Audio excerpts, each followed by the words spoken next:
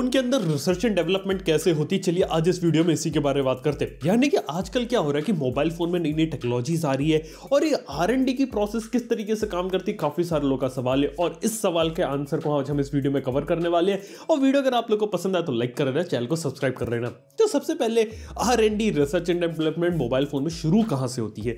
Well, इस सब की शुरुआत होती है मार्केट रिसर्च से। यानी कि रिसर्च एंड डेवलपमेंट में किसी प्रॉब्लम का सॉल्यूशन फाइंड किया जाता है, यानी कि वो मार्केट रिसर्च करते हैं, अलग अलग फॉर्म वगैरह फिल करवाते हैं, सर्विस वगैरह करते हैं और उससे पता लगाते हैं लोगों में किस चीज की ज्यादा डिमांड है और किस चीज पर लोगों को प्रॉब्लम आ रही है और वो उस चीज को किस तरीके से फिक्स कर सकते हैं। यानी कि जैसे लोगों को बात करें तो उन्हें फास्ट चार्जिंग चाहिए थी, तो यहां पर उन्हें देखने को मिलने लगे अलग अलग फास्ट चार्जिंग के ऑप्शन। हर कंपनी अपनी फास्ट चार्जिंग टेक्नोलॉजी को डेवलप करने लगी।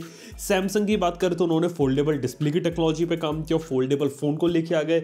वैसी बात करें बड़ी से बड़ी बैटरी को छोटे से छोटे फॉर्म फैक्टर में घुसाना, यानी कि सारी चीजें वो प्रॉब्लम होती है जिनके जो सॉल्यूशन होते हैं ना वो रिसर्च एंड डेवलपमेंट में फाउंड किए जाते हैं और इस तरीके से चीज काम करती है। अब इसको बेसिक कंसेप्ट इसका ये है कि मार्केट रिसर्च से इनपुट आता है कि एग्जैक्टली लोगों के अंदर क्या क्या डिमांड है और वहां पे प्रोडक्ट मैनेजर जो प्रोजेक्ट मैनेजर्स होते हैं ना वो लोग डिसाइड करते हैं, हाँ इसके अंदर आपको यही चीजें देखने को मिल रही है, इसको हम इस तरीके से सॉल्व करते हैं। उसके बाद ये चीज ले जाके वो अपनी टीम को बताते हैं और टीम उन्हें बताती है कि चीज फीजिबल है कि नहीं और ये है तो किस तरीके से हो सकती है। और उसके बाद यूजर के इंटरेस्ट के हिसाब से कौन सी चीज फीजिबल है कौन सी चीज नहीं है, उसके बाद अलग अलग तरह के छोटे छोटे डेवलपमेंट किए जाते हैं। कई बार कई कंपनीज के अंदर इंटरनल प्रोजेक्ट टीम्स होती हैं, छोटे छोटे इंटरनल टीम्स को डिवाइड कर दिया जाता है। कई बार कुछ लोगों को कहा जाता है गूगल जैसी कंपनी के अंदर कि वो अपने फ्री टाइम के अंदर किसी भी प्रोजेक्ट के ऊपर काम कर सकते हैं और उस प्रोजेक्ट में अगर दम होता है ना तो गूगल उस प्रोजेक्ट को फंड भी करता है, जिसके कारण आपको नई नई टेक्नोलॉजीज वगैरह देखने को मिलती है। और ऐसा ही देखा जाए तो काफी सारी आज के समय मोबाइल फोन कंपनीज है ना वो यही काम कर रही हैं, यानी कि जितने भी आइडियाज आते हैं सबका ट्रैक रखती है, सबके ऊपर कुछ ना कुछ रिसर्च करती है, डेवलपमेंट वगैरह करती है और उसके बाद एनालाइज करती है कि किस आइडिया के अंदर ज्यादा पोटेंशियल है, इसको हमें लेके आगे बढ़ना चाहिए और किस आइडिया में इतनी दम नहीं है और उसे हमें इसे यहीं पे छोड़ देना चाहिए। क्योंकि आइडियाज तो बहुत सारे आते हैं, प्रॉब्लम्स बहुत सारी है, सॉल्यूशन बहुत ही ज्यादा लिमिटेड है और जो चीज सबसे बेस्ट होती है ना वही चीज आगे निकल के कंज्यूमर तक पहुंचती है। वेल, इसी के साथ ही लेकिन पूरी कहानी खत्म नहीं हो जाती, आपको तुरंत ही कोई नई टेक्नोलॉजी देखने को नहीं मिलती। जब भी किसी नई टेक्नोलॉजी का डेवलपमेंट होता है ना तो उसको इवैल्यूएशन की जरूरत पड़ती है, यानी कि वो सही तरीके से काम कर रही है कि नहीं कर रही, ये तो देखना जरूरी है ही, लेकिन ये देखना भी जरूरी है कि लोग उसे अपनाते कि नहीं अपनाते। इसलिए कई बार आपको जो डेमो शोज होते हैं, बड़े बड़े इवेंट्स होते हैं, वहां पे कंपनी अपनी इस टेक्नोलॉजी को डेमो करके देती है।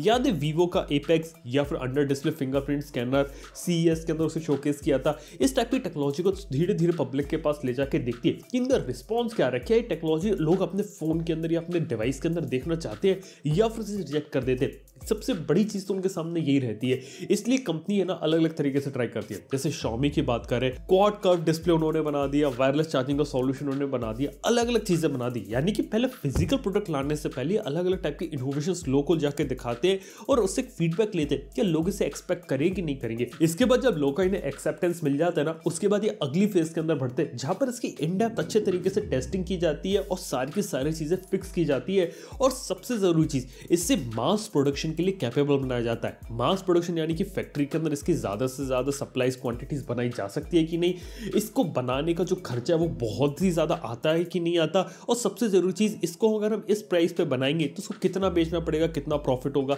इन सब की कैलकुलेशन की जाती है और उसके बाद उस पर्टिकुलर प्रोडक्ट को मार्केट के अंदर निकाला जाता है। और देखा है तो पूरी प्रोसेस करने में बहुत ज्यादा टाइम लगता है। जनरली बात करें एक मोबाइल फोन का जो डेवलपमेंट साइकिल आज के समय में जो निकल के आ रहा है ना वो 6 से 9 महीने तक निकल के आ रहा है। कंपनीज बहुत जल्दी जल्दी फोन्स को डेवलप कर रही है, लेकिन किसी भी नई टेक्नोलॉजी को अगर डेवलप करना है बिल्कुल स्क्रैच से तो काफी सारे साल लग जाते हैं। जैसे बात करें तो अराउंड 2016 में जो सुपरवुक चार्जिंग थी उसका इंप्लीमेंटेशन दिखाया गया था, लेकिन उसको डेवलप होते होते होते हमारे हाथों तक आते आते काफी साल लग गए। इसी के साथ ही बात करें फोल्डेबल डिस्प्लेस की, ये भी देखा तो LG और सैमसंग जैसी कंपनी ने बहुत पहले बना दिए थे, लेकिन इसका फिजिकल प्रोडक्ट आने में बहुत टाइम लग गया क्योंकि काफी सारी स्टेजेस यहाँ पे क्लियर करनी पड़ती है मास प्रोडक्शन के लिए और इसको कंज्यूमर के लिए सस्ता बनाना ये बहुत बड़ा चैलेंज रहता है। यहाँ तक की बात करें सिर्फ इतना ही नहीं है, मोबाइल फोन में होता है, इनके प्रोसेसर के अंदर भी खूब सारी रिसर्च एंड डेवलपमेंट होती है। अगर हम बात करें AI के अंदर, रोबोट के अंदर, इवन OS के अंदर, सॉफ्टवेयर एप्स, हर जगह इन सबका काम होता है और हर जगह अलग अलग चीजों के अंदर काम चलता है। तो जी हाँ, इस तरीके से काम चल रहा है। बात की जाए कुछ एग्जांपल्स है हमारे पास यहाँ पे, जैसे 5G के ऊपर देखा तो पिछले काफी लंबे समय से काम चल रहा था और उसका जो इंप्लीमेंटेशन है अब जाके हमें अच्छे से तरीके से देखने को मिल रहा है और तब भी इंडिया के अंदर 5G आया नहीं, क्योंकि अभी भी यहाँ पे R&D होना और ज्यादा बाकी है। और तो सिर्फ इतनी बात नहीं है, 10 साल बाद जब आपको 6G देखने को मिलेगा ना, तब भी कहानी कुछ ऐसी रहने वाली, क्योंकि 6G के लिए तैयारी आज से करनी पड़ेगी, आज से उन प्रॉब्लम्स को क्रिएट करना पड़ेगा, उसको सॉल्यूशन ढूंढने पड़ेंगे और ये पता लगाना पड़ेगा कि ऐसी टेक्नोलॉजी डेवलप कैसी की जाए जो 6G का फायदा उठा सके, और इन सब में बहुत ज्यादा टाइम लगेगा। तो जी हाँ, इस तरीके से काम चलता है। अब लोगों का सवाल आता है कि इंडिया के अंदर हमें research and development specially mobile phone में देखने को मिलता है कि नहीं मिलता। वेल, धीरे धीरे देखने को मिल रहा है। रियलमी ने यहाँ स्टार्ट कर दिया कुछ चीजें, वन प्लस ने यहाँ पे कुछ चीजें स्टार्ट करी, ओप्पो की R&D फैसिलिटी यहाँ पे स्टार्ट हुई है, Xiaomi की बेंगलोर के अंदर research and development facility start है। ऐसे ही बात कर रहे तो जो प्रोडक्शन लिंक इंसेंटिव प्रोग्राम था, PLI स्कीम थी, उसके तहत गवर्नमेंट ने क्या किया था कि इंडिया में हार्डवेयर बनाया जाए। लेकिन उसका जो अगली लेवल है ना, वो है इंडिया के अंदर रिसर्च एंड डेवलपमेंट स्टैब्लिश करना।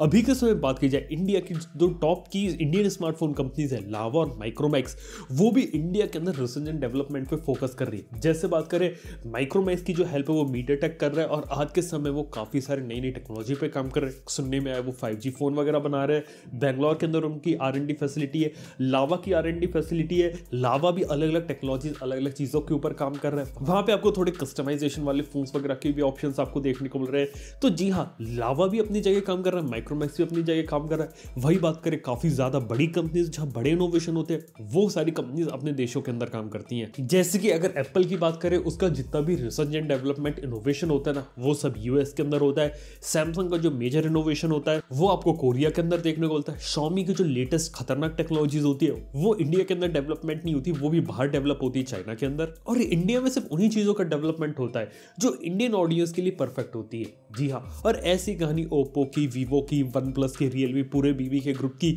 ये सब बाहर चाइना में बैठ के बड़े बड़े इनोवेशन करते हैं। इंडिया में जो चीजें होती है उसे टेस्टिंग के लिए की जाती है, और यहाँ पे से वही छोटी छोटी चीजों का डेवलपमेंट किया जाता है जो इंडियन ऑडियंस के लिए रहता है। तो जी हाँ, अभी इस समय रिसर्च एंड डेवलपमेंट की कहानी इस समय ये चल रही है। मेरे को लगता है कि आप लोग समझ गए कि किस तरीके से प्रोसेस काम करती है, किस तरीके से मोबाइल फोन कंपनीज है लाखों करोड़ों अरबों रुपए इन्वेस्ट करती है, और उसके बाद सालों तक रिसर्च करके आपके सामने प्रोडक्ट लेकर आती है, जो कि कई बार काफी केसेस में काफी ज्यादा इनोवेटिव भी निकल जाता है। तो जी हाँ, इस तरीके से कहानी चल रही है। वैसे इस बारे में आप लोग के ओपिनियन है, रिसर्च एंड डेवलपमेंट होती है मोबाइल फोन की, ये बात आप मुझे नीचे कमेंट में बता सकते हैं। वीडियो अगर आप लोग को पसंद आए तो लाइक कर लेना, चैनल को सब्सक्राइब कर लो। थैंक यू आपको वीडियो देखने के लिए। मैं आपसे मिलता हूं नेक्स्ट वन के अंदर। Good bye.